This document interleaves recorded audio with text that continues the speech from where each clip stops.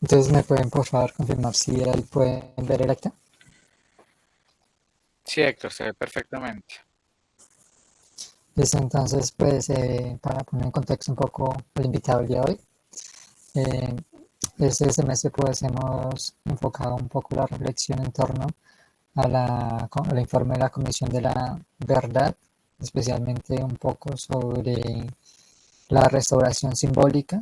Hemos tratado bastante este concepto y cómo ella pues ayuda ante estos hechos de violencia pues a sanar, a curar heridas. Entonces voy a permitirme leer el acta de la sesión pasada donde tuvimos una gran invitada también. Mi cuerpo es la verdad. Despojo, verbalización y doloridad. El miércoles 5 de octubre de 2022 se llevó a cabo la sesión en conjunto con el colectivo Baubó, teniendo por tema nuestras afectividades, nuevos espacios de denuncia, nuevas formas de contención frente a la violencia sexual, con base en el libro Despojo, verbalización y doloridad, presentado por la misma autora, Jennifer Herrán, quien fue víctima de violencia sexual.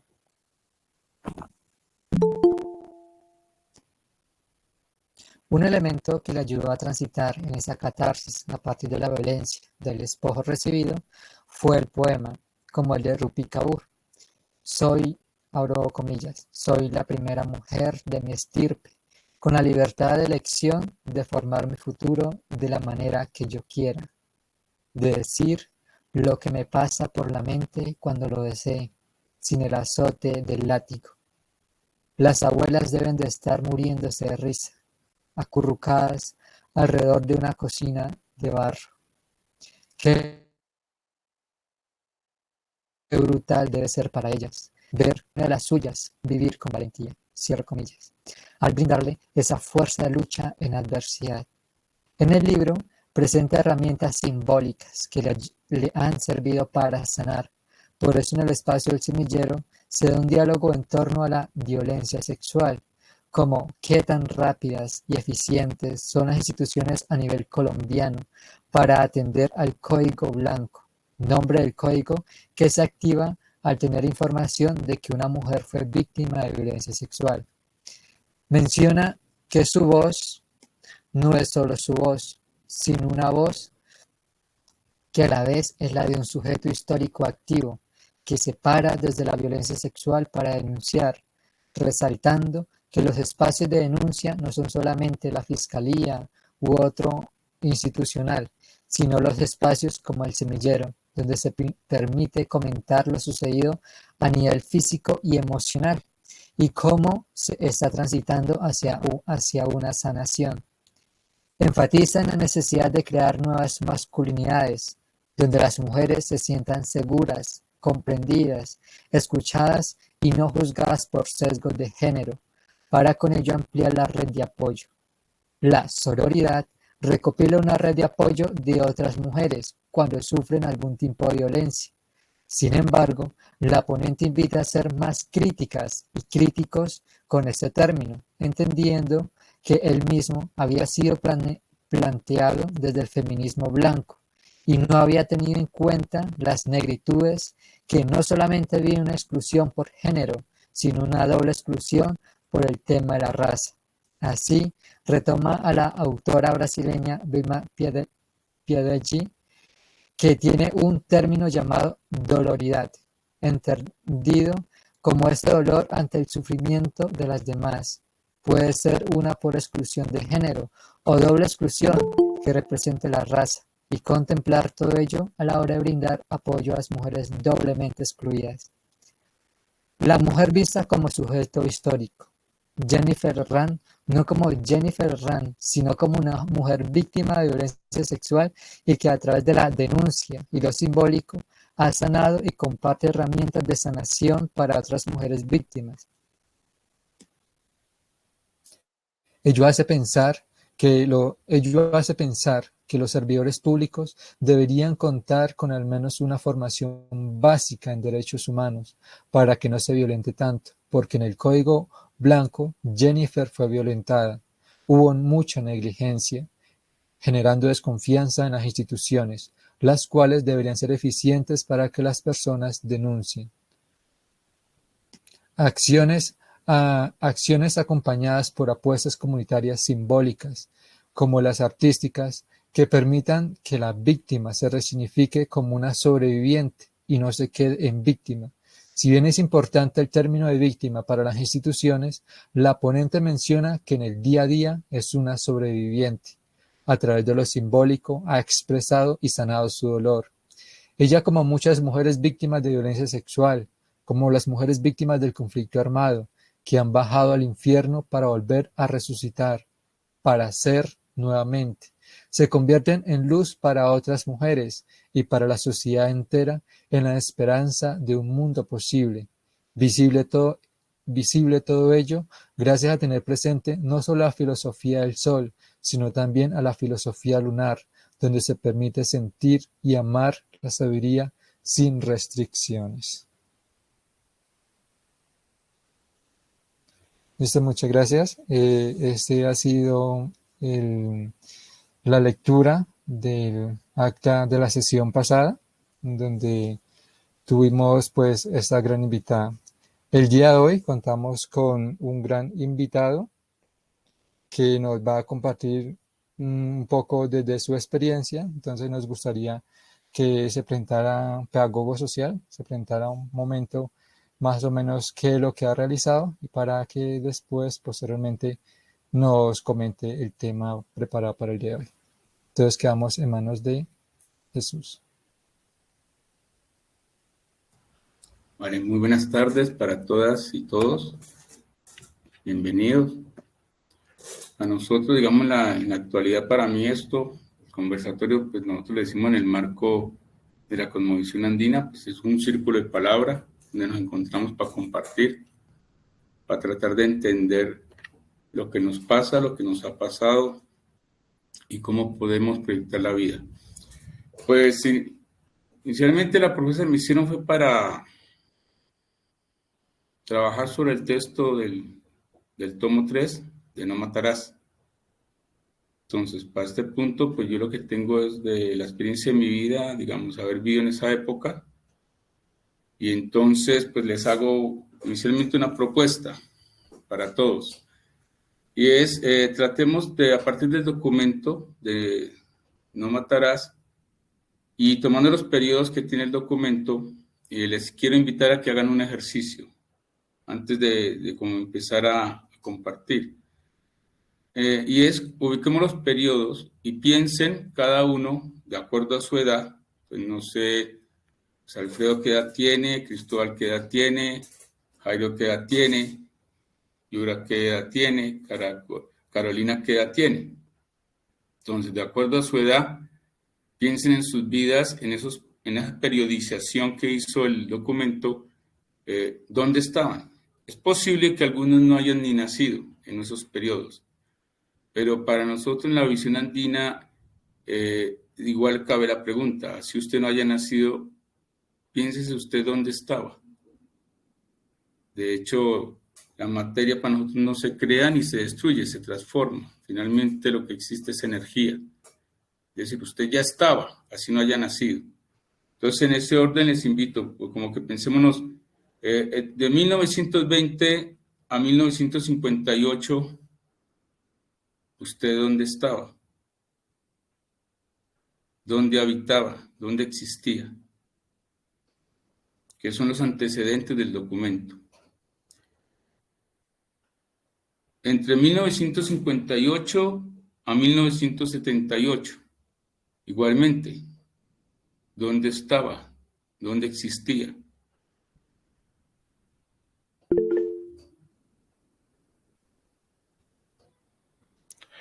Chucho, ¿puedo hacer una acotación? Sí, claro. Yo, yo reitero cosas, pretendo ampliar o matizar cosas que nos está diciendo Jesús Antonio. Él nos está hablando desde la perspectiva andina. Y obviamente, pues de los que concurrimos acá, asumo que no existíamos como individuos en 1920. Pero pues, para entender un poco la pregunta que nos hace Jesús, vale la pena hacer el esfuerzo histórico, de conocimiento histórico, sino a través de la vía de la imaginación, de preguntarnos en dónde estaban nuestros ancestros, nuestros abuelos, nuestros bisabuelos, para conectar precisamente con ese pasado, no del que hayamos sido testigos individuales, pero sí del que podemos tener conocimiento a través de lo oral que nos han dicho nuestros abuelos, tíos, en fin, y si no lo sabemos, pues a través de nuestras deducciones o imaginaciones. En mi caso, por ejemplo, soy bogotano, nací en 1980, pero mi familia paterna viene del Cocuy y mi familia materna viene de un municipio donde linda Cundinamarca y Boyacá. Ese es mi pasado, digamos que inmediato, inmediato no, sino más próximo, intergeneracionalmente hablando. Qué pena, Jesús, la interrupción. No, está bien y pido disculpas porque tienes razón. De pronto no todo el mundo va a entender el ejercicio de la comprensión que hacemos. Para los pueblos andinos, nosotros no existimos solo ahora. Nosotros ya existíamos desde nuestros abuelos y ni siquiera en la condición de humana, sino en una condición de la vida. Entonces nosotros somos una manifestación más de un proceso en la acumulación de la vida. Entonces por eso casi que es que entiendan que lo que hacemos es, uno está conectado, como decía Johnny, o en la ancestralidad de nuestros antepasados y nuestros ancestros, pero es más profundo que eso. Nosotros ya estábamos desde el principio, solo que en este momento nos materializamos. Y desde esa óptica. Y si se requiere, pues, como dice Johnny, apelen a la imaginación.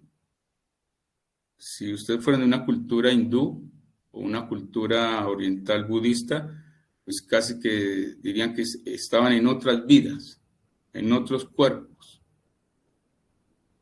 En eso de idea tocaría, y vamos avanzando, porque pues muchos habrán nacido después del 2000, me imagino. De 1978 a 1990. ¿En dónde habitábamos? ¿Dónde existíamos? Entre 1990 al 2002.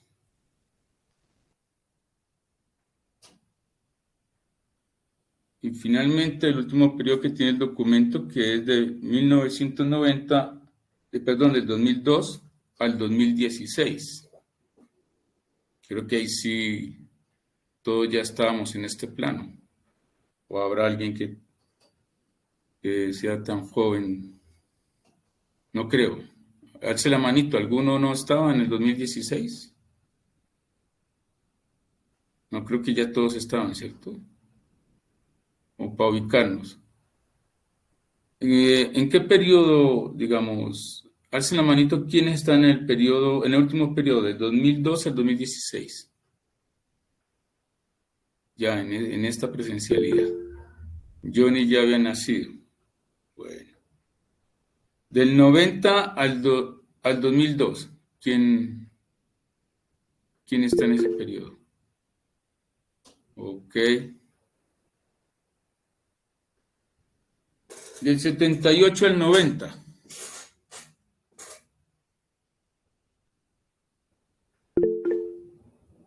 Cristóbal. Del 58 al 78. Ahí estoy yo. Yo soy del 69. Creo que entonces creo que soy el más viejo. Bueno, listo. ¿Esto por qué se hace? Porque vengo a proponerles que el conversatorio, aparte de una tesis inicialmente que está conectada con el título del conversatorio que le había dado, no matarás, entonces complételo, no matarás la vida. Entonces comencemos por esa parte, no matarás la vida. Pero entonces la vida la podemos entender. Ese no matarás la vida es una tensión entre mi vida y la otra vida, o si quieren la vida del otro. Es mi vida y la otra vida, o mi vida y la otra vida.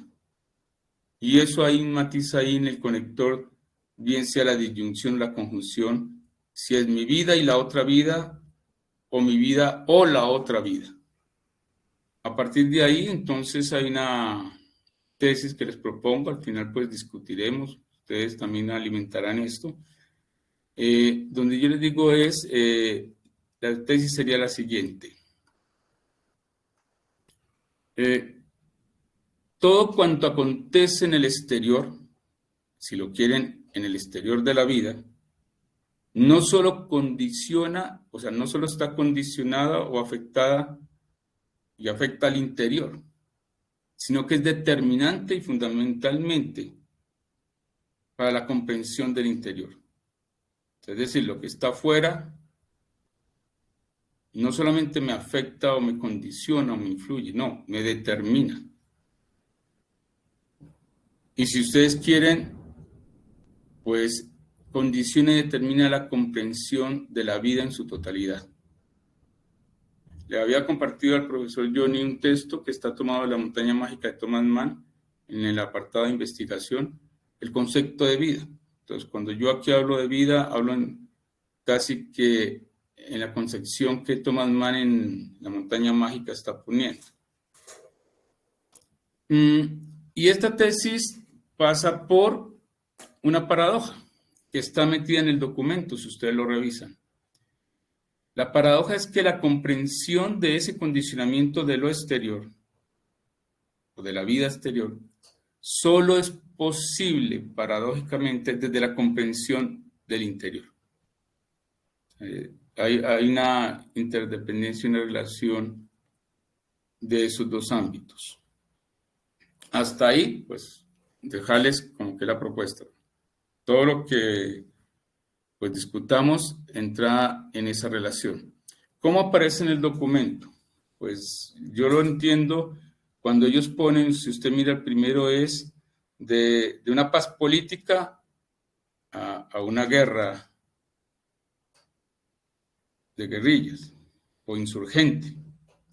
Luego en el tercer periodo ellos van a colocar de una búsqueda de la democracia y paradójicamente en la búsqueda de la democracia terminan en una guerra sucia.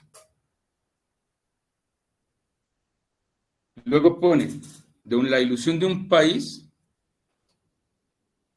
a una guerra por los territorios. Y finalmente de una guerra total al último proceso a una paz inconclusa. Si se dan cuenta, es una paradoja. En Colombia, en la historia, hemos tenido,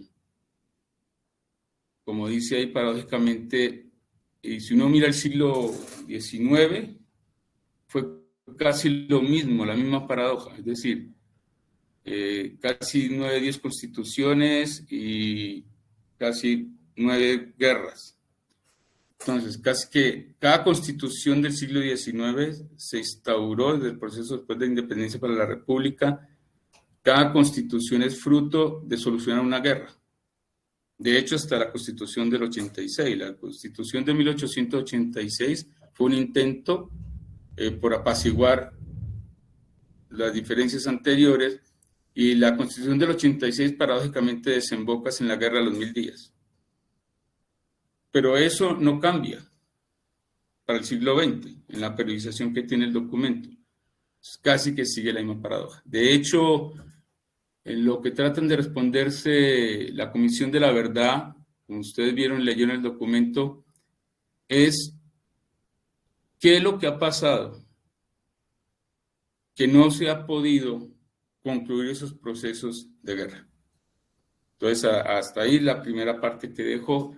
Lo segundo, algo importante es entender en el documento que la narrativa del documento No matarás, en la descripción del conflicto armado colombiano, lo hace desde un prisma de la violencia.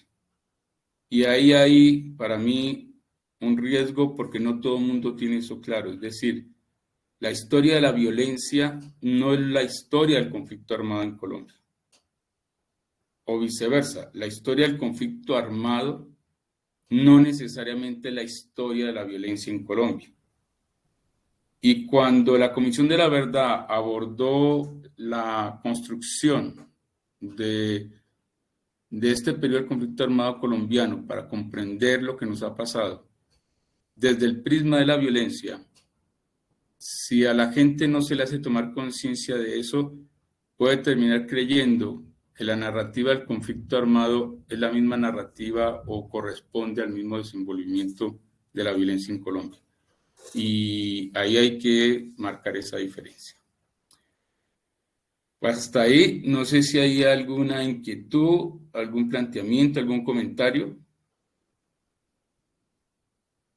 Algo que quisiera que clarificáramos.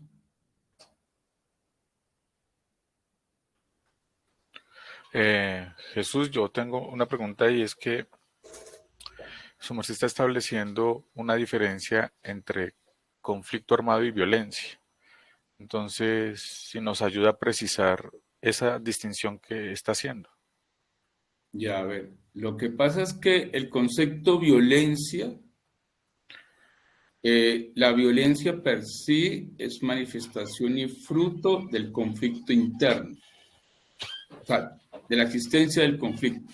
El conflicto, en Estanislao Zuleta lo va a decir, el conflicto hace parte de la naturaleza humana.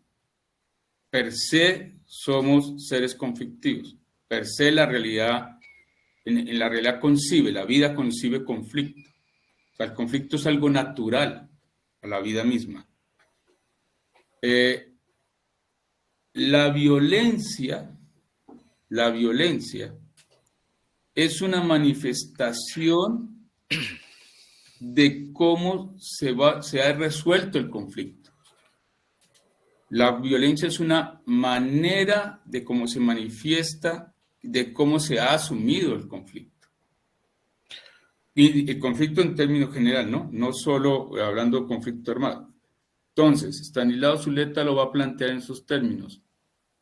El conflicto exterior, o sea, las guerras, la guerra en el conflicto armado como tal, entre dos bandos, entre dos estados, no es sino fruto del conflicto interno del sujeto, que no se resolvió. Chucho, sí, de acuerdo. Estanislao Zuleta nos ayuda a comprender que todos somos conflictivos, eso es claro, pero su merced es el planteamiento de conflicto armado. Sí, es ese concepto el que me interesa distinguir del de violencia. Okay. Pues lo que pasa es que el conflicto armado es un fenómeno social evidente que es susceptible de ser analizado y acontece en el proceso de el enfrentamiento de manera violenta. El conflicto armado, de hecho, es la manifestación violenta de ese conflicto porque se asesina. O sea, la solución que se da por medio de la violencia es creer que yo soluciono el conflicto eliminando al otro. Es decir, creemos que el conflicto se soluciona al eliminar al otro, no a lo que genera el conflicto con el otro. Ahora, el conflicto armado es la máxima expresión de la violencia, pero no quiere decir que sea la única expresión de la violencia. Entonces hay que tener, por eso cuando yo colocaba, no matarás, la vida, porque es que cuando reducimos que cuando tú matas solamente en términos físicos, materiales, eso es lo que creímos. Pero es que tú puedes matar al otro en su dignidad. O sea, la vida no se mata únicamente de manera material. Tú matas al otro en su condición cuando le quitas su dignidad. El matar no es un concepto únicamente que es lo que creo yo, no nos ha permitido comprenderlo, es creer que la violencia es únicamente una violencia física material y oculta las otras formas de violencia. Entonces creemos que únicamente hay violencia cuando yo cojo un arma y le disparo a otro y lo asesino, o lo mutilo a machete, como hemos tenido en nuestra historia. Pero cuando entendemos que la violencia es mucho más que un conflicto armado, Porque puede existir que no haya conflicto armado, pero puede haber violencia. No sé si que con eso es más claro. Sí, es claro. Es claro, y yo quisiera aquí introducir ya una pregunta, si su merced me lo permite, dentro de la exposición que tiene organizada. Sí, sí. Es que el volumen donde se aborda precisamente este tema del no matarás, tiene como un epígrafe. No, bueno, no es un epígrafe, es como una sentencia y dice, no matarás, el primer mandamiento de la democracia colombiana. Entonces, es interesante esa sentencia o esa idea, porque obviamente cuando decimos no matarás, ahí estamos, digamos que transfiriendo de los mandamientos, ¿cierto? Judío-cristianos, una máxima, pero le estamos dando ya lo estamos concibiendo en clave política, ¿cierto? Entonces estamos transfiriendo de la cosmovisión judío-cristiana un mandamiento para exhortar a la población colombiana a no matar, a superar el conflicto armado y pues la violencia en sus múltiples pues, connotaciones. Es posible en esa, ¿cómo ve su merced lo siguiente? ¿Es viable, es posible en esa lucha por la dignidad no matar? ¿O considera usted que para defender la dignidad en algunos momentos de nuestra historia el, el matar, entiéndase como se entienda, es una expresión legítima?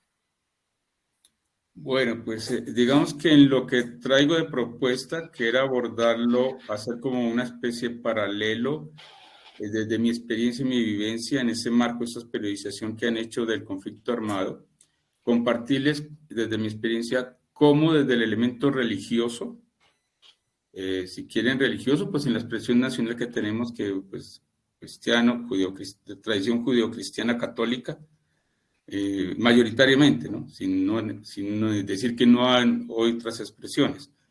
Entonces les traía cómo ir haciendo un recorrido de esos periodos y cómo ese elemento se manifiesta, que nos permitiría luego pasar a la pregunta que estás planteando. O sea, al final entonces podríamos tratar de responder si en algún momento ese mandamiento, el incumplimiento de ese mandamiento, realmente no es cierto que atente contra la democracia, sino que per se habrán en algunas circunstancias determinadas históricamente por los contextos que esa violencia del conflicto armado que estamos hablando sí o sí va a suceder o sí o sí es como que en un momento dado es la única posibilidad, sin decir que es per se la posibilidad ideal, pero que sí podemos entender de por qué en algún momento histórico los grupos humanos o los pueblos no tienen otra opción.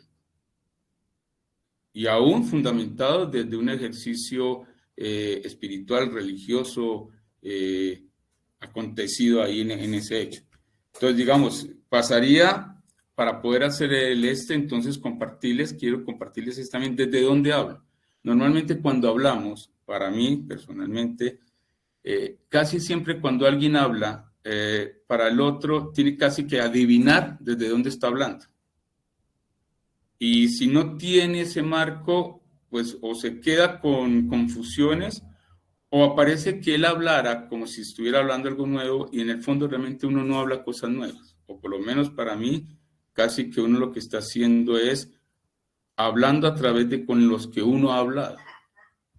Sea porque has leído un autor, sea porque has leído un libro. Es decir, toda interpretación.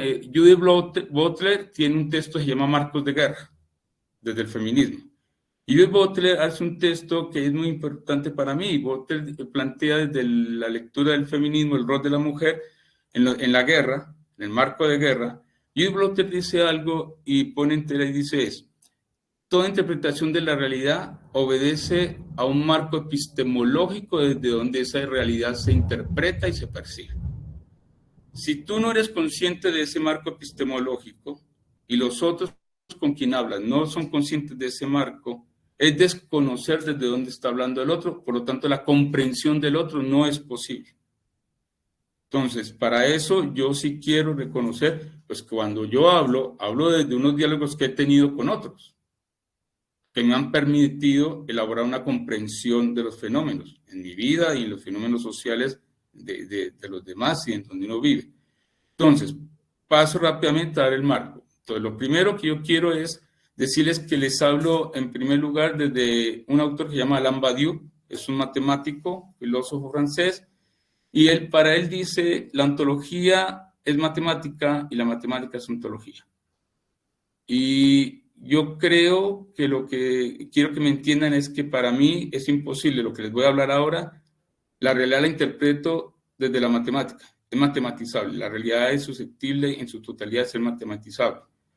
Alain Badiou dice en un texto que, por ejemplo, él tiene una expresión bonita, dice, 1 más 1 no es 2, no es igual a 2.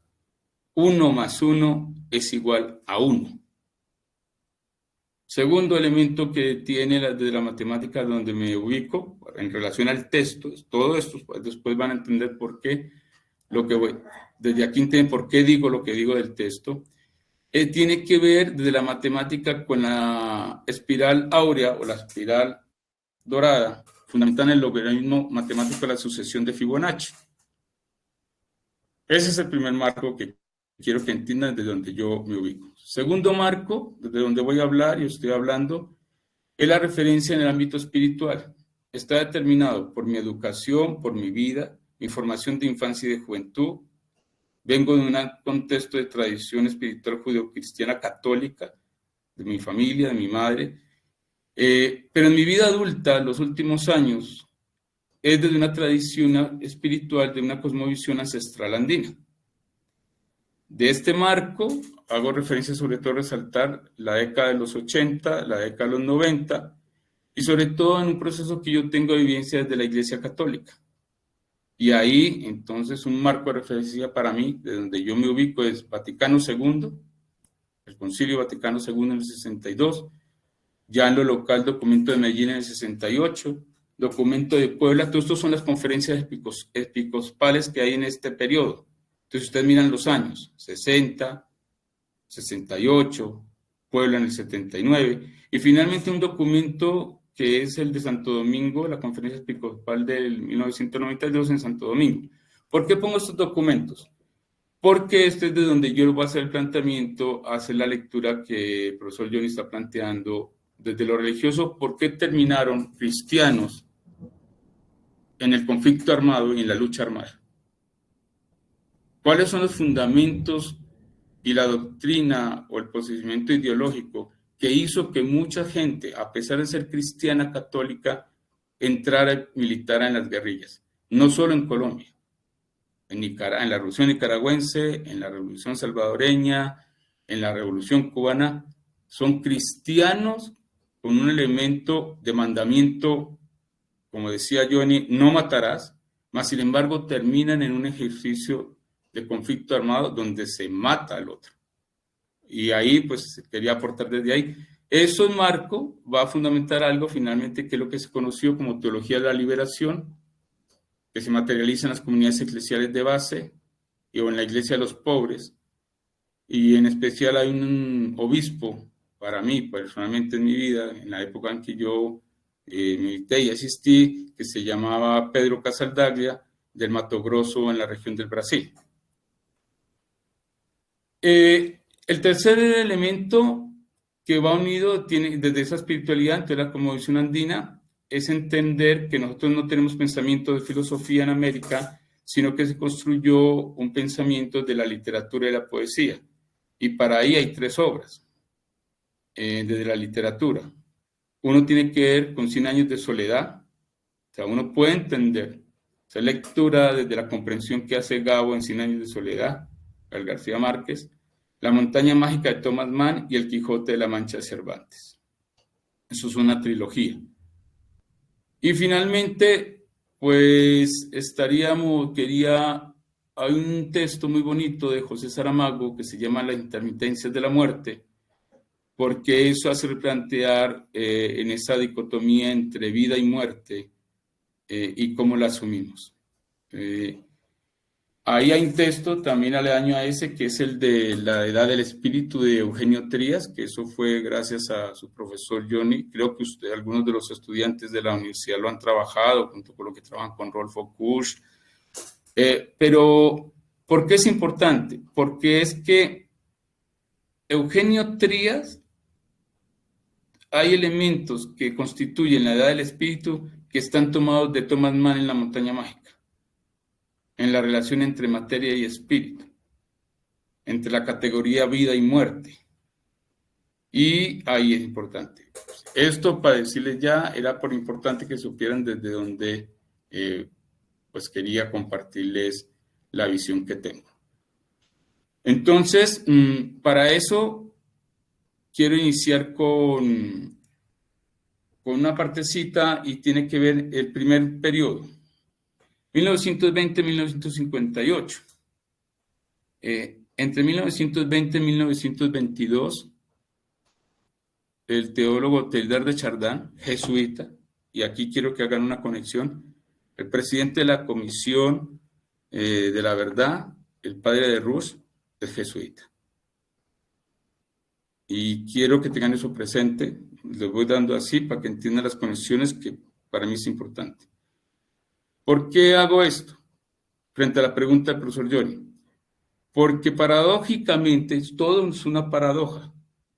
El presidente de la Comisión de la Verdad es un jesuita, pero si ustedes revisan el marco histórico de formación de quién forma los bandos que se enfrentan, han sido también los jesuitas. Es decir, muchos de los que han generado en un bando o en otro y han participado en el conflicto, quien los ha formado, quien los educó, fueron los jesuitas.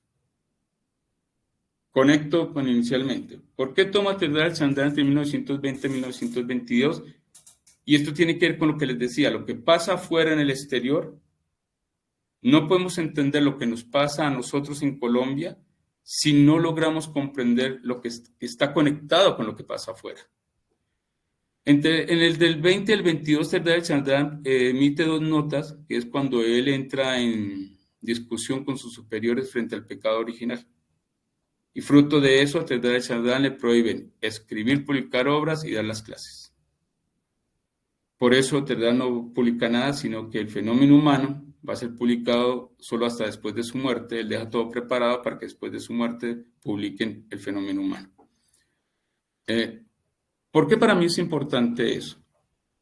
Porque es un paleontólogo desde la ciencia que establece, mientras que aquí estamos en los antecedentes que el documento plantea, en un marco del 20 al 58, hay un hecho histórico fuera que tiene que ver y va a afectar eso aquí. Después, más adelante, posiblemente lo vamos a ir entendiendo. En ese proceso, entonces lo que quiero hacer la trazabilidad es de cómo el elemento de nuestra identidad en Colombia pasa por entender el elemento de la formación espiritual que hemos tenido. Y en concreto, de la participación de la Iglesia Católica, pero no solo en Colombia. Es decir, hay sucesos que están pasando afuera. En el segundo periodo que establece la Comisión del 58 al 78, acontece el Vaticano II, que al interior de la Iglesia va a transformar y va a plantear, va a fundamentar las bases de lo que vamos a conocer como la teología de la liberación. Porque Vaticano II, el Concilio Vaticano II al interno de la Iglesia, va a permitir que la reflexión teológica tome otro camino. El 62 se hace, pero entre el periodo de 1958 a 1978 han pasado las 2 guerras mundiales, pero en el periodo entre guerras ha estado la Guerra Civil Española. ¿Por qué es importante entender eso? Porque muchos de los sacerdotes católicos que llegan a América Latina después de la Guerra Civil Española, con Golconda y con SAL, Golconda era un grupo de sacerdotes, salían sacerdotes para América Latina, son ellos los que van a introducir desde la vivencia de la Guerra Civil Española, con el Vaticano, la reflexión teológica del Vaticano II, la justificación de que la lucha armada es legítima y necesaria. Por eso fue tan impactante el ingreso de Camilo Torres al ELN. Pero si uno no entiende eso, es decir, una población que viene desde la conquista y la colonia, en una imposición de una doctrina religiosa espiritual, que va a determinar el marco en relación no a lo que acontece aquí, sino una relación espiritual más allá de la realidad.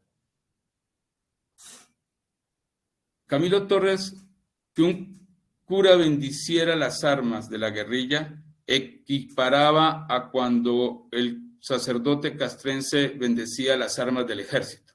Es decir, siempre han hecho la crítica de por qué un cristiano hace eso, pero es que se olvida que los ejércitos oficiales de los estados siempre han tenido sacerdotes antes de ir a la guerra bendiciendo los fusiles.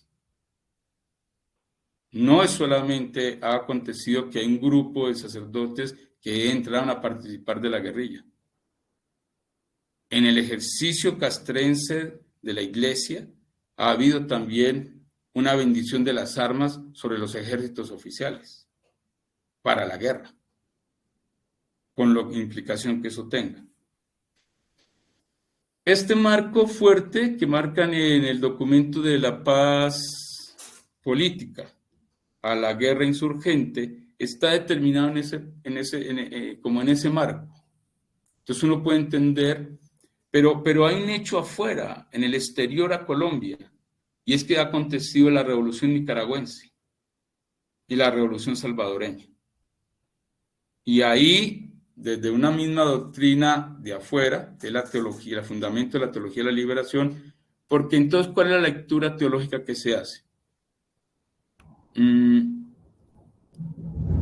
Todos estos sacerdotes y este sector de la iglesia, en la lectura teológica, por ejemplo, toman los textos bíblicos, en Números, en Isaías, pero hay un texto por excelencia que sustentaba, y era el libro de los Macabeos. El libro de los Macabeos es un ejercicio de resistencia armada civil de los judíos en contra de los sirios. Estamos hablando en el periodo del año 163 al año 63, y son 100 años que los macabeos van a entablar toda una dinastía que dura 100 años. La característica importante es que es una lucha de liberación nacional que hace el pueblo judío en contra del pueblo sirio. Está Antíoco IV gobernando, y la familia, Matatías, que es el padre, y va a tener luego a Judas y luego a otros, los hijos de él, por eso se llama Macabeos. Todos los macabeos van a hacer un ejercicio de resistencia armada en contra del pueblo asirio, de Antíoco IV. Y en los macabeos uno encuentra que en ese periodo es la única opción que tienen los judíos, el pueblo de Israel, para poder dar paso al proyecto de la construcción de lo que Dios le pide. Luego, en la actualidad, lo que eso lo va a traducir es la construcción del reino de Dios en la tierra, y teología de la liberación va a decir es en la opción por los pobres. Entonces, el Vaticano II, la Iglesia Católica, dice, la Iglesia debe retomar la opción por los pobres. Y en esa opción por los pobres se va a equiparar, en esta época, estamos de revoluciones, ha pasado en el 59 la revolución cubana, ha pasado en el 78 la revolución nicaragüense, es decir, la opción por los pobres, casi que en los términos marxistas, es la opción por el proletariado. la identificación de esa clase empobrecida que adolece y se identifica con los pobres del Evangelio. Es la comprensión, es el marco desde donde uno entiende por qué algunas personas de alguna manera entraron a justificar que la lucha en contra, así como los macabeos hicieron en la lucha de liberación, entra la posibilidad de que exista y se justifique que el matar sea casi una sine qua non, una condición del momento histórico al que se ven abocados. Aquí luego, cuando uno entiende eso, entonces uno entiende que lo que nos acontece en Colombia en estos periodos del siglo XX es comprensible si entendemos, porque nunca entendimos ni nos preocupó la comprensión de lo que pasaba afuera. Y muchas cosas nos determinaron. Cuando uno escucha los relatos de la Comisión de la Verdad de las víctimas, entonces la gente se extraña cuando todas las masacres que hicieron, cuando toman el periodo pues, de la Guerra Sucia y el exterminio de la UP y la aparición del MAS y los PEPES y todo lo que narra el documento, uno debería preguntarse, pues porque son cosas que pasan. ¿Qué pasó? ¿Quién preparó y entrenó a los paramilitares y aún al mismo ejército? Eran instructores israelíes. Entonces uno dice, cuando el pueblo palestino, el Estado de Israel, masacró niños, aplicó la ley de tierra arrasada en Palestina y a nadie le importó nada, y a nosotros los colombianos no nos importó eso. Estoy hablando del periodo de la guerra palestina, del periodo del 46 con el Nakba, hasta todo el proceso que tiene hasta nuestros días. Pero ya en la guerra de Israel con los palestinos estaba el nicho de lo que íbamos a sufrir nosotros en Colombia.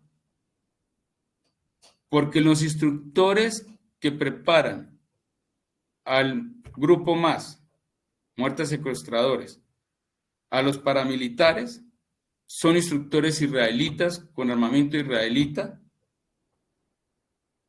que vienen a enseñar cómo hicieron ellos eso con los palestinos del 46 al 70. Y aquí viene el punto de lo que yo les decía en la tesis. No podemos entender lo que nos pasa en el interior de nuestro conflicto interno.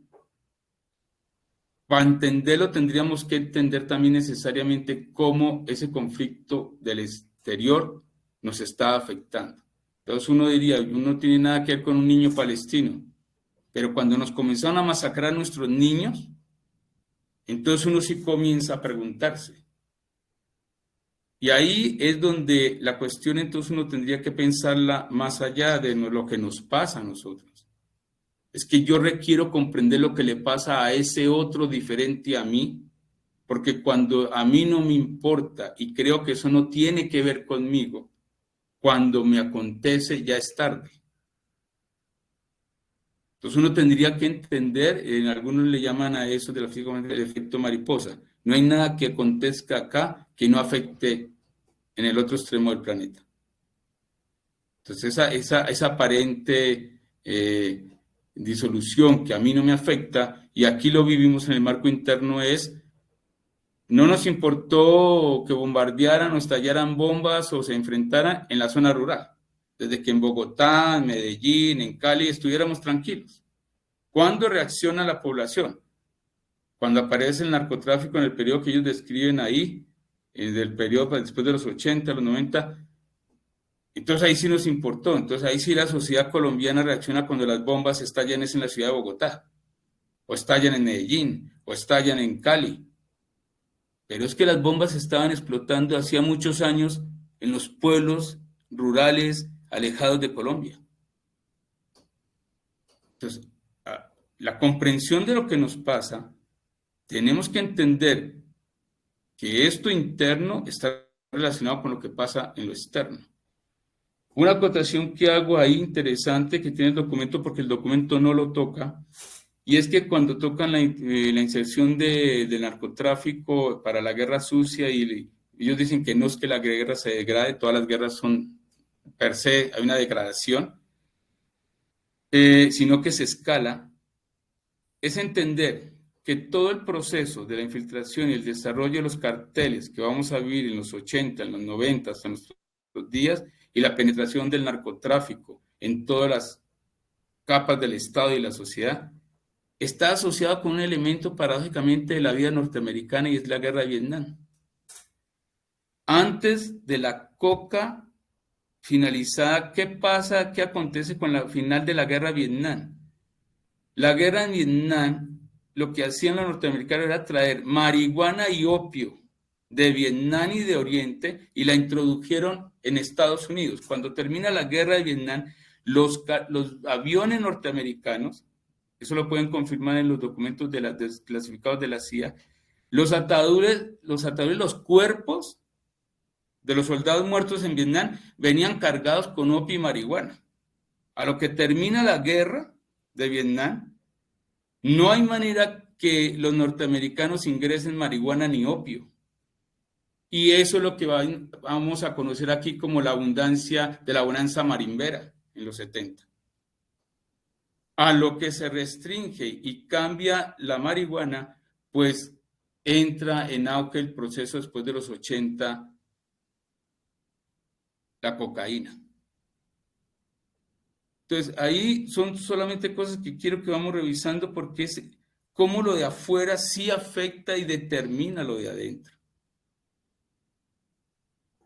El señor Petro no podría ser presidente hoy de Colombia si los Estados Unidos de alguna manera no vieran qué es lo que mejor les conviene, no a Colombia, a los Estados Unidos. Como pasó en Panamá con Noriega, entonces servirán hasta cuando les conviene. De resto, no más. Otro elemento que es interesante ver en el proceso ya de los grupos que participan desde las partes espirituales de la iglesia, aparece luego en los procesos un momento donde la iglesia acompaña los elementos de las comunidades eclesiales de bases, se crean los grupos, pero viene todo el proceso de guerra sucia. Entonces aquí hay algo interesante después y que tiene que ver con el año 2001, y es con el 9/11. Hay un hecho histórico interesante en el periodo que ellos hicieron, es que marcan de 78 al 90. 78 es el gobierno de Turbay Ayala al 82, y se inicia algo que marcó, terminó el Frente Nacional, y ellos lo describen ahí, que vivimos en un estado de excepción. Eso se le llamó el Estatuto de Seguridad Nacional. Entonces, cuando hay estado de sitio y el gobierno declara el estado de sitio, el estado de excepción, las garantías civiles que tenemos los ciudadanos se suspenden.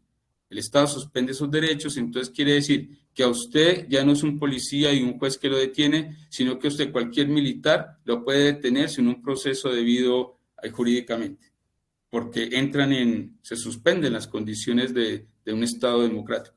Pero si ustedes revisan, prácticamente vivimos todo el tiempo en estado de excepción. Ese es otro elemento que el documento retoma, que me parece a mí también interesante analizar. Pero el hecho externo que nos afecta es, si ustedes analizan, es que en el 89 se termina la Unión Soviética. O sea, la República Socialista de la Unión Soviética se termina con la perestroika de Gorbachov, y para los 90 aquí tienen un efecto, paradójicamente, y es que en la situación de auge guerrillero, al terminarse el bloque, pues hay desaceleración de esa parte, y nos lleva a la constituyente del 91. Y ellos le van a marcar ese último periodo del 2000 al 2001, que es un país en guerra, a una guerra a una ilusión de país. Realmente es una ilusión de país, con la constituyente y con la nueva constitución del 91, y le llaman ellos ahí que la ilusión de país, a una guerra por territorios. Finalmente, ¿qué pasa aquí? Porque es importante, porque el 9/11, al ya no haber comunismo, como dicen ellos ahí, y se empata con lo primero que inicié, contra el Dar Cerdán, es que había una asociación desde 1920, y es toda una lucha frente al anticomunista. Comunismo y casi que los liberales por el color rojo, comunismo, liberales, rojo, diablo. Es decir, es la representación simbólica que se le metió a la población de identificar cosas con ciertos elementos de carácter religioso espiritual. Es un condicionamiento que se hace sobre los sujetos y los pueblos.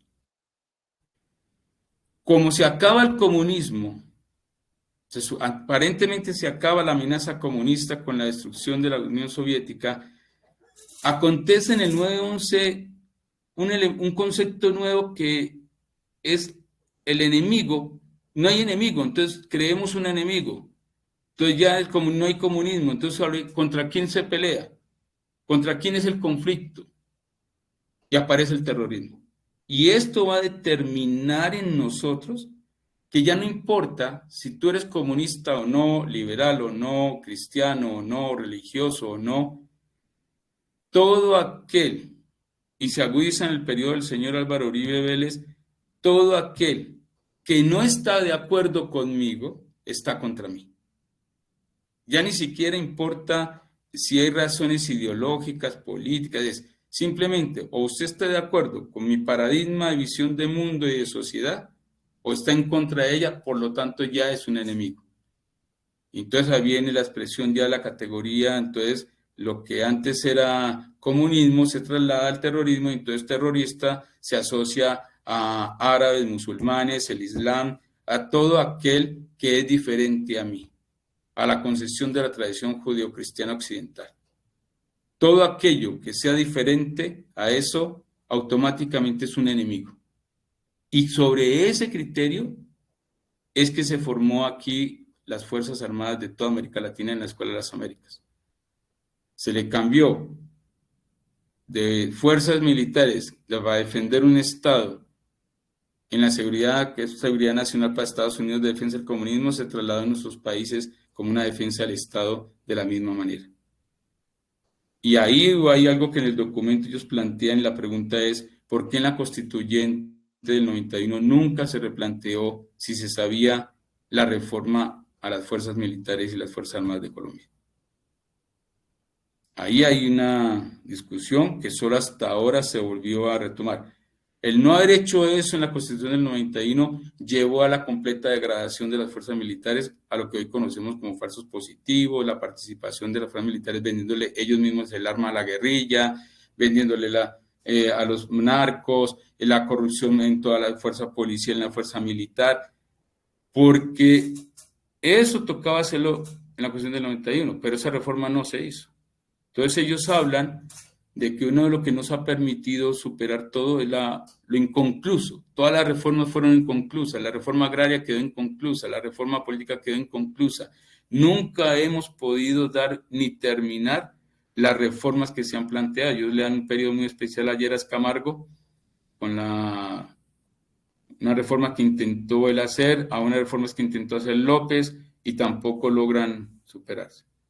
Finalmente, llegamos al punto de hoy y entonces estamos donde nos tocaría reconocer que en esa concepción de lucha que se ahincó y se fortaleció en elementos religiosos y fundamentales, que es complejo.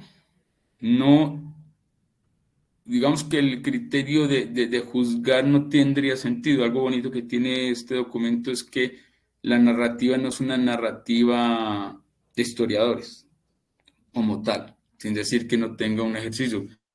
Ellos dicen cómo Alfredo Morano trata de hacer estos periodos desde una manera de cómo las víctimas narran y los actores del conflicto armado narran en relación a unos territorios específicos. Yo, nada, dejo eso, creo que me extendí, pero finalmente, entonces viene la pregunta que el maestro decía. El elemento de una lucha armada y del rompimiento del mandamiento de no matarás, no al otro, la vida, paradójicamente el argumento es que en defensa de la propia vida, la vida misma se ha asesinado. Y lo que uno encuentra es que históricamente ha estado presente, no solo en Colombia. En muchos pueblos históricamente ha estado. Ahora, la pregunta, si es válida, si eso tiene justificación, pues ahí sí ya dejo para que entre todos respondamos eso. Y si eso tiene hoy en día elementos que nos permitan comprender lo que nos ha pasado.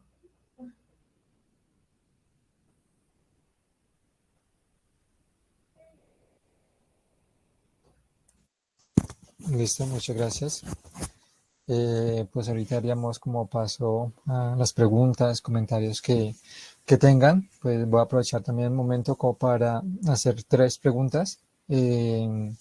La primera, su merced mencionaba algo sobre que los jesuitas habían sido como fomentadores de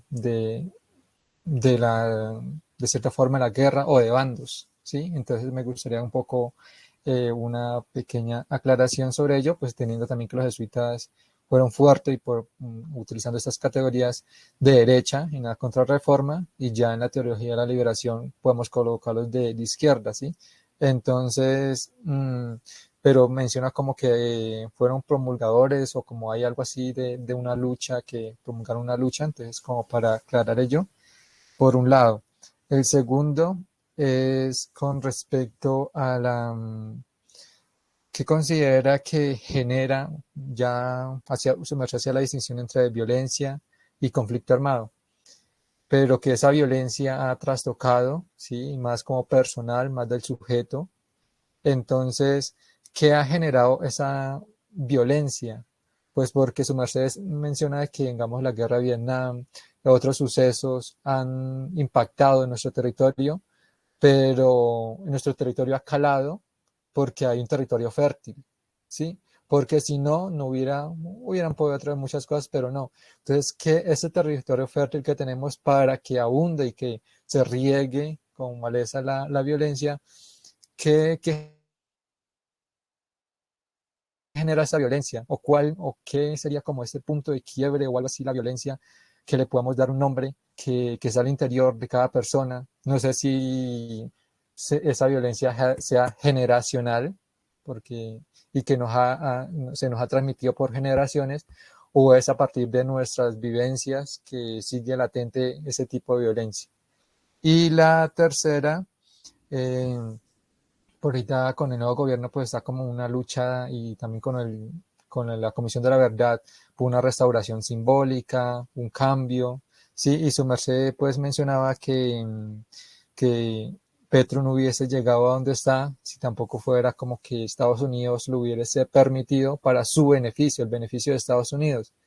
Entonces, ¿cómo hace usted la lectura de esas, como que a veces, Estados Unidos nos está abriendo las puertas, pero como esa crítica, cómo hace usted esa lectura, y cómo a veces el esfuerzo por una restauración simbólica puede verse afectado cuando en realidad estamos respondiendo a unos intereses estadounidenses? Sería pregunta. Vale. La primera, solo un dato.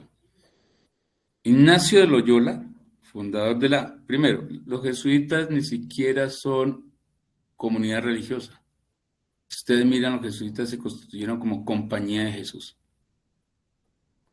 Porque Ignacio de Loyola, al igual que de alguna manera funda un grupo en la reforma de Lutero, Ignacio de Loyola crea toda una fuerza militar para luchar en contra de la reforma luterana. Desde el inicio, desde su propio fundador, ya hay un posicionamiento de que en algunos momentos una condición está para eso. Ahora, en la actualidad, en el proceso histórico, a lo que me refiero es, por ejemplo, en El Salvador, como tú dices, quienes fomentan muchos de los que fomentan la participación de los cristianos en las militancias de las guerrillas, en las revoluciones, son sacerdotes jesuitas. A Yacuría lo matan. A Elsa y a Mario aquí trabajando en el cine, los matan. O sea, son instituciones que han participado ahora. Pero hay otro grupo, paradójicamente, entonces usted mira, ¿dónde han estudiado estas otras personas que están en el otro sector, supuestamente? Pues han salido también de las instituciones, han estudiado, han pasado por el Colegio San Bartolomé, han pasado por la Universidad Javeriana. Es decir, a lo que voy es, lo que quiero decir es, no necesariamente que es que lo hagan con la intención de, pero que tanto lo paradójico que uno entra a mirar es que mientras hay unos ejercicios de unos sacerdotes que participaban en estos procesos, también hay una institucionalidad que de alguna manera es la que ha apalancado la formación de los actores del otro bando, ¿sí? Entonces, eso es como lo primero. Entonces, uno tendría que preguntarse ¿cómo entendemos eso? Porque cuando tú miras cierto sector de la clase dirigente, terratenientes, gamonales, que el documento dice, finalmente son los que van a patrocinar los grupos de derecha en respuesta a los otros fenómenos de guerrilla o a todas las acciones, pues tú miras y son en colegios de esto. Entonces uno dice, ¿qué hizo? Porque es la pregunta que tú dices, bueno, ¿por qué lo de afuera nos permite? Porque si uno debería decir, puede acontecer, pero ¿qué es lo que hace que eso finalmente, por lo menos en el caso de nosotros los colombianos, seamos tierra fértil para que eso fructifique, ¿cierto? Ese nivel de conflicto. Y en respuesta a esa segunda tiene que ver porque no hemos comprendido que hay una cosa que se llama memoria genética. Por eso les decía yo en el primer ejercicio como que pensaran en dónde estaba usted en cada periodo del texto de No Matarás, en los periodos históricos. Porque nosotros tenemos genéticamente, hay una información genética que se transmite de manera de generación en generación. Que esté guardada inconsciente no significa que no esté, es decir, hay unos dispositivos que van a emanar. Entonces, cuando uno mira, por eso es importante tener la memoria histórica, porque yo debo reconocer que parte que yo entre en la manera de resolver el conflicto de una manera violenta tiene que ver con unos antecedentes que están en mí.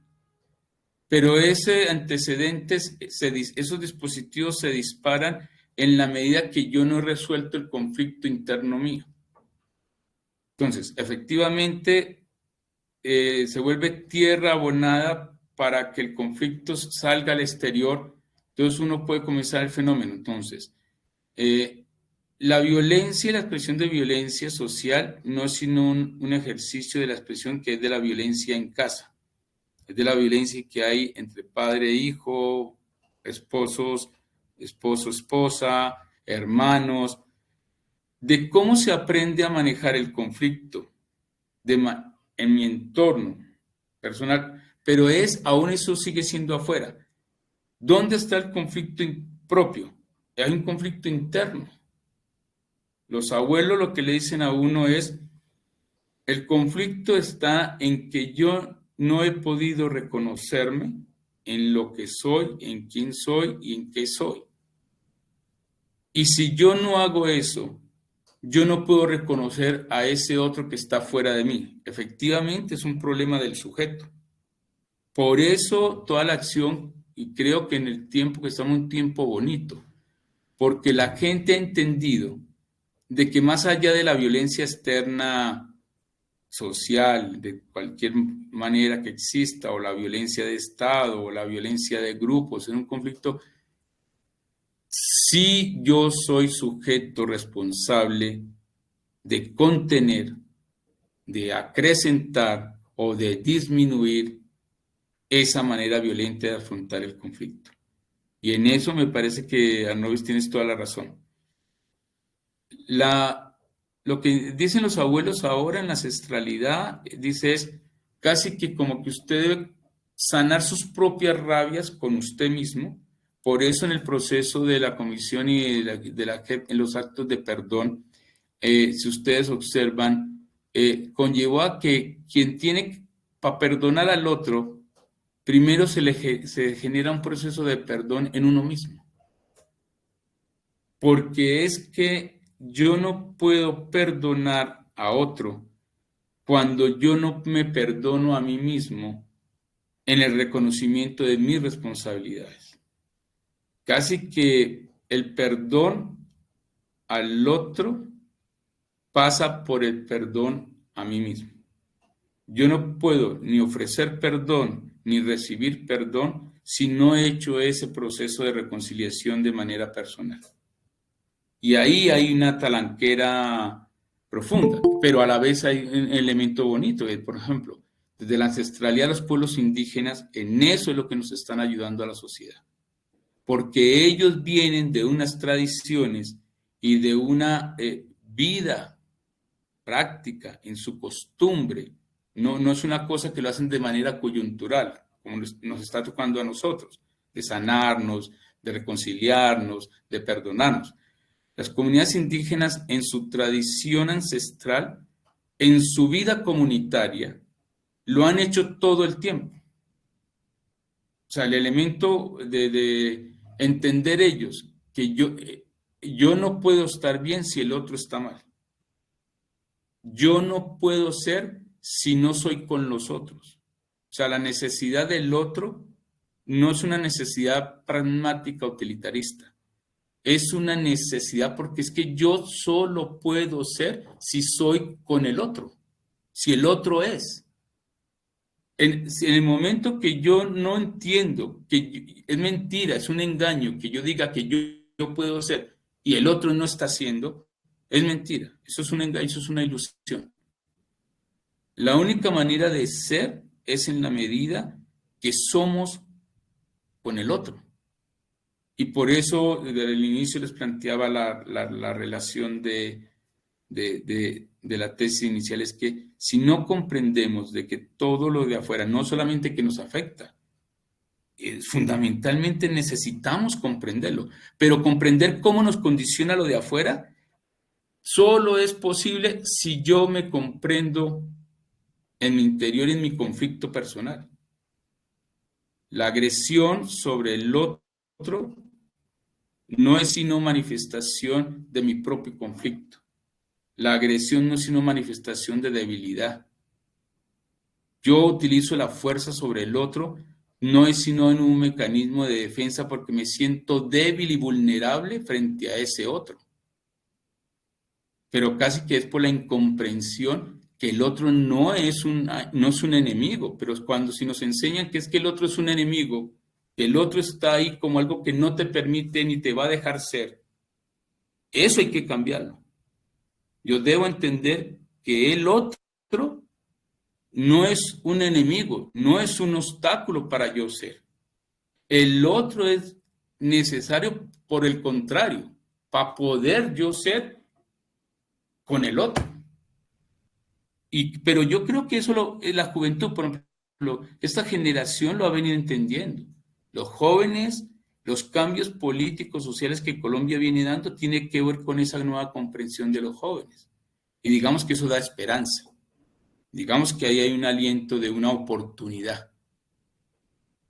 Pero eso hay que hacerlo de manera consciente, para no volver a caer en los ciclos interminables de repetir los mismos procesos y las mismas paradojas.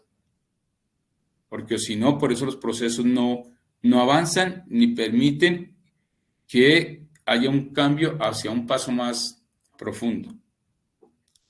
Diría eso, no sé, igual las otras personas, los otros compañeros también como que piensan. Entonces abrimos los micrófonos si alguien desea hacer un comentario al respecto.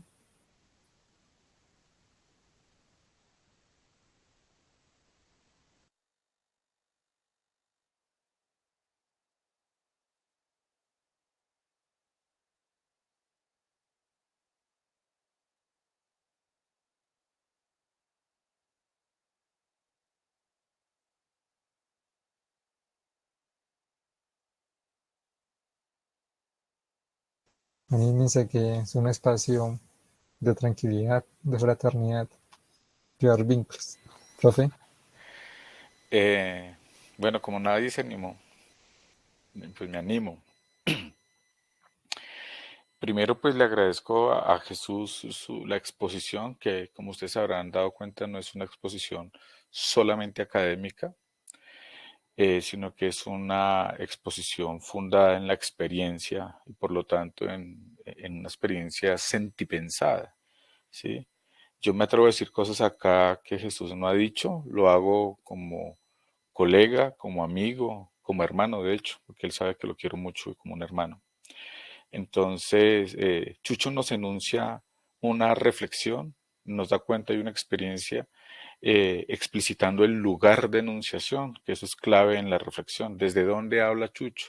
Entonces nos habla desde una filosofía donde matemática y ontología se encuentran, ¿sí? La pregunta por el ser, digamos que se responde, implica comprender qué es el uno y lo uno, ¿cierto? Y eso, digamos que para un auditorio filosófico es de suyo ya muy importante, y para un auditorio que no es filosófico queda como inquietud la importancia filosófica ontológica, de hecho, de la matemática. Dos, Chucho nos habla como latinoamericano, y como latinoamericano sabe que las coordenadas sapienciales no se fundan en la filosofía académica, ¿cierto? Sino en una sabiduría que se comunica a través de la poesía y de la literatura. Y ahí destaca tres obras, dándole un lugar de preeminencia a Cien años de soledad. No olvidemos que García Márquez, antes de ser un maestro tras el Nobel, así lo llaman los medios, incluso más godos, era socialista. Nos habla del Quijote de la Mancha y de la montaña mágica de Thomas Mann. Eh, y tres, nos habla desde una espiritualidad, digamos que fundada en una fe muy comprometida políticamente, éticamente, con la teología de la liberación. Y allí tiene mucha razón de ser sus referencias a este libro de los Macabeos. Entonces, de suyo ya hay una invitación que Chucho indirectamente nos está haciendo, y es a comprender cómo nuestro devenir sujetos, nuestro devenir individuos implica comprender el devenir comunidad. Somos colombianos, somos latinoamericanos, tenemos deuda o compromiso o en últimas una afiliación muy fuerte con una ancestralidad que da lugar a eso que actualmente se llama Latinoamérica, pero que hace muchos siglos pues tenían otras denominaciones. Había Yala, por ejemplo. Ahora bien, me detengo un momento en uno de estos tres lugares de enunciación desde el que nos habla Jesús y de la tradición judeo-cristiana. Allí Jesús nos da cuenta, como ya he dicho, de la teología de la liberación, ¿cierto? Y lo que significó allí el hecho de que cristianos portaran armas para defender la vida, porque digamos que en el imaginario común un cristiano con fusil terciado es una contradicción. O sea, como alguien que habla del amor al prójimo va a portar un fusil para atacar o defender al punto de eliminar físicamente a otro, porque eso se llama matar. Chucho aquí nos hace como que, nos hace como unas distinciones sutiles, pero muy importantes.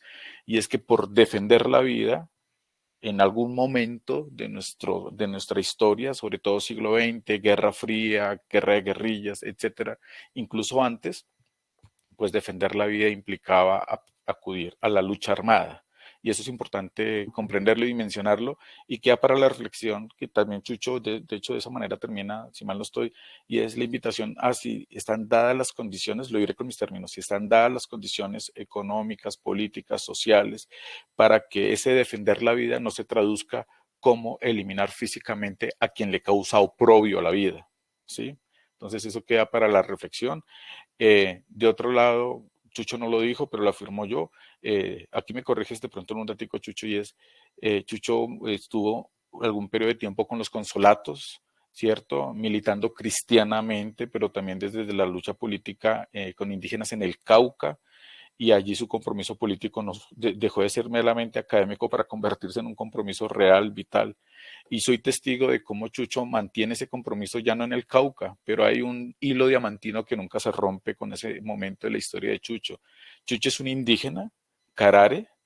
Antes de que llegaran la mayoría de los que nos acompañan hoy, lo explicó. Muchos dirán, pero ¿cómo un hombre de tez blanca dice que es indígena? Bueno, ahí queda también para la reflexión. De pronto en algún momento Chucho nos aclarará ello. Ley de vientre, ley de nacimiento, ahí me corriges Chucho si se me va algo ahorita. De otro lado, ya personalmente me atrevo a decir algunas cosas. Mi interés por la literatura anarquista de alguna manera le debe mucho a la amistad que tengo con Chucho, afortunadamente hace cerca de 15 y pico de años, creo, tal vez más. Nos hemos encontrado también en esa exploración en el mundo andino. Yo ciertamente lo hago más todavía como desde una búsqueda. Chucho ya está un poco más, no solamente desde la búsqueda académica, sino un poco más desde la afiliación propia, innata, directa. Eh, y queda una invitación muy grande, y es que la exposición de Chucho implica que uno esté familiarizado, por lo menos medianamente, con acontecimientos históricos de Colombia, de Latinoamérica y el mundo. Chucho lo va diciendo así como si todo el mundo estuviera ya informado, nos habla de muchas cosas, y la invitación por lo menos para mí, es que para superar el conflicto armado o comprometernos con una lucha por la vida, pues tenemos que saber de historia. Y que estudiar filosofía no nos da, no nos valida para desentendernos de la historia, que no solamente es pasado, sino también presente. Es decir, para comprender la coyuntura actual de un nuevo gobierno, de unos nuevos vientos políticos, de una cultura de paz y todo ello, es imprescindible saber de historia, ¿sí? Y pues claro, la historia no solamente que está en mamotretos, hay muy buenos manuales de historia, y la misma Comisión de la Verdad tiene un excelente material pedagógico para que nos familiaricemos con la historia reciente de Colombia y del mundo, y eso es vital hacerlo, y quienes en este momento están cursando estudios de filosofía o no, pues esta es una invitación muy importante. Si queremos participar de una cultura de paz, eso no depende solamente de la buena voluntad o la buena intención, porque con buenas intenciones los paramilitares se armaron, ¿sí? Entonces, depende de conocernos, de conocer nuestra historia y de explorar en nuestra historia individual también, porque como dijo Chucho, si no nos conocemos, y eso implica conocernos interiormente, pues ese conflicto se seguirá exteriorizando, asesinando la vida. Entonces, a Jesús Antonio, mi hermano, muchas gracias por esta presentación. A mí me parece muy significativa, no solamente porque es muy erudita, sino también porque es muy sentida. Ese es por lo menos mi parecer. Le agradezco infinitamente y ya está. No sé si alguien más quiere señalar algo. Tú mismo, si quieres señalar algo, Chucho, también. Sí, no, creo que pena con Arnaud y me faltó la última parte que me preguntó en la relación de lo de Estados Unidos y lo de Petro. La cuestión es esta.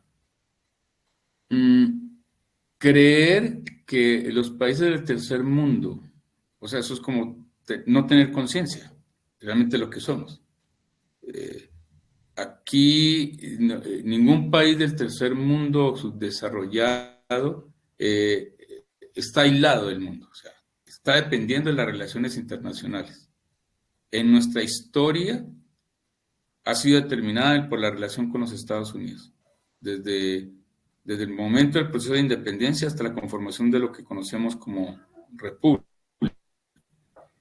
Y en esa relación de mi relación con el otro, en esa relación que les planteo de ¿es mi vida o la vida del otro o mi vida y la vida del otro? Entonces es claro entender que el otro, por naturaleza, cada uno busca satisfacer sus necesidades, sus sueños, sus proyectos, sus intereses. Los Estados Unidos en su concepción de identidad, de lo que son, de lo que se han conformado como Estado, como en su identidad nacional, en un principio de fundación nacional que tienen es el destino manifiesto. Y por eso ellos se albergan el derecho, pero entiendan que no es no es una cosa, ¿cómo se dijera?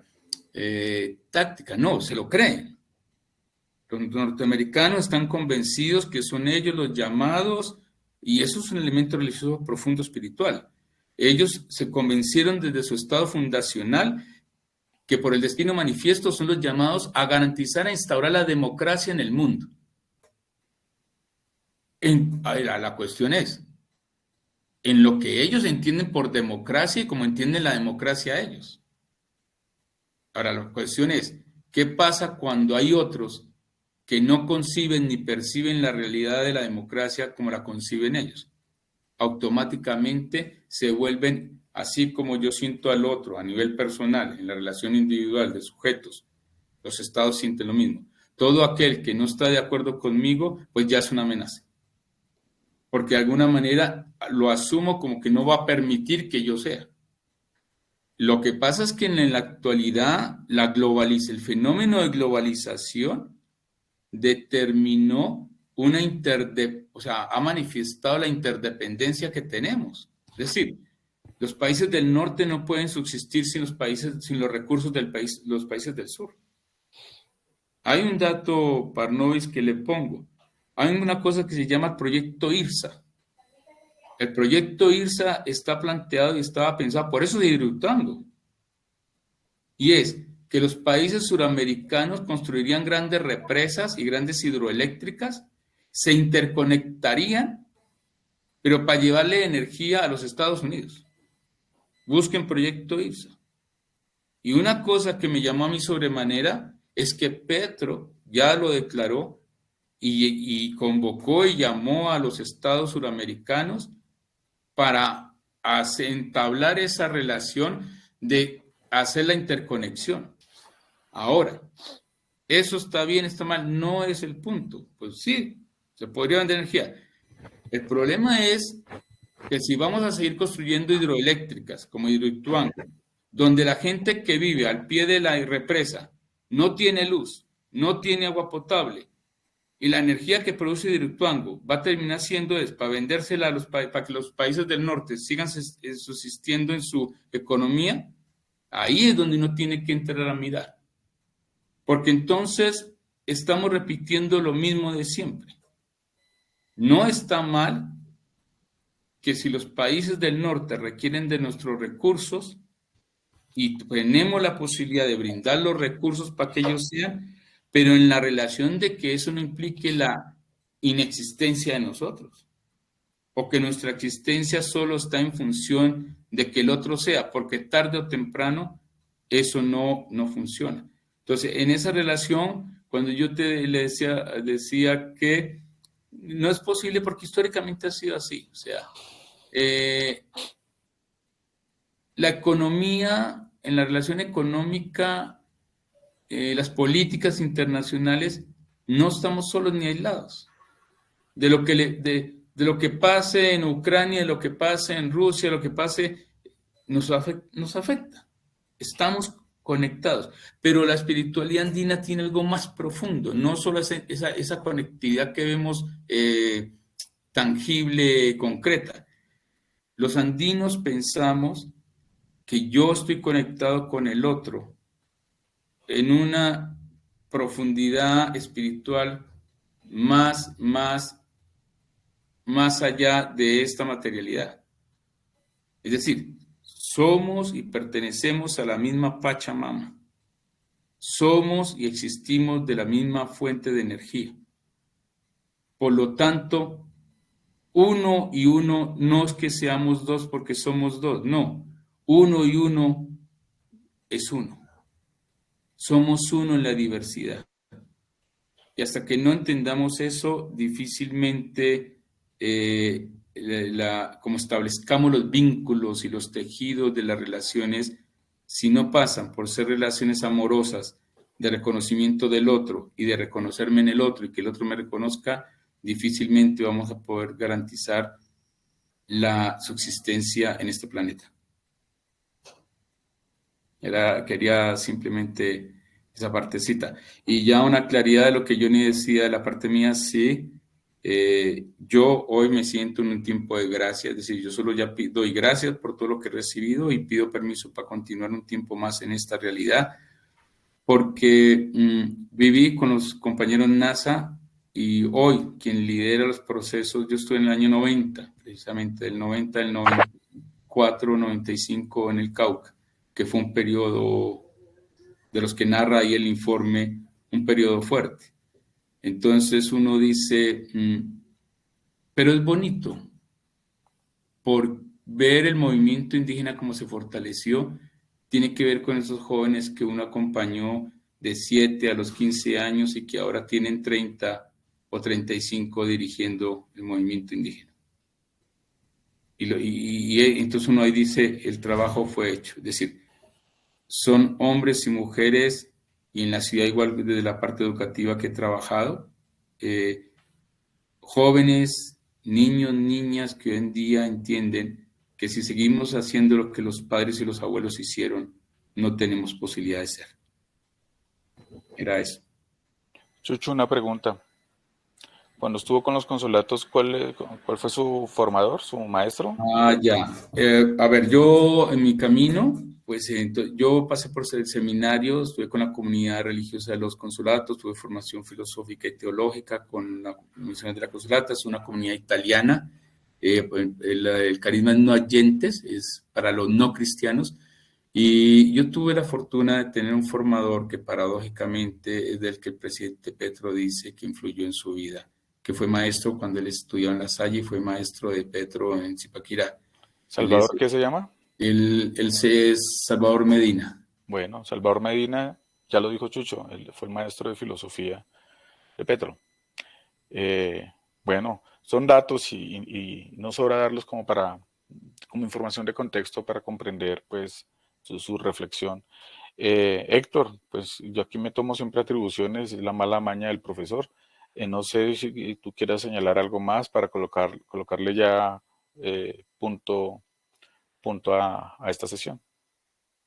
No, agradecerle a nuestros invitados y a todos los que nos acompañaron el día de hoy y invitarlos pues para que nos sigan acompañando a estos encuentros que realizamos los miércoles a las 4 de la tarde, 4 a 5:30 aproximadamente.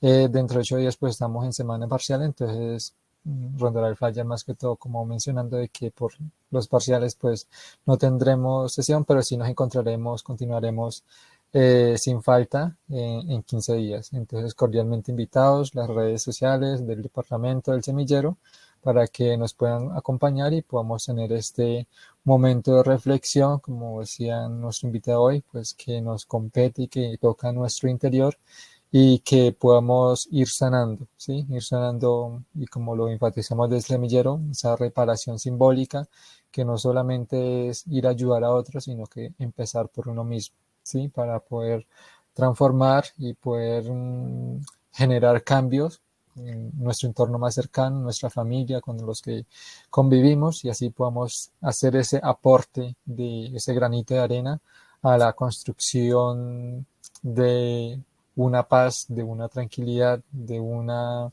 interconexión con los otros y como sociedad. Entonces, muchas gracias por habernos acompañado.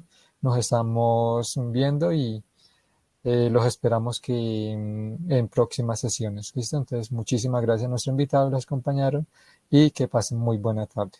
Hasta luego, que estén muy bien. Gracias, bye Muchas bye a gracias a ustedes por la todos. invitación.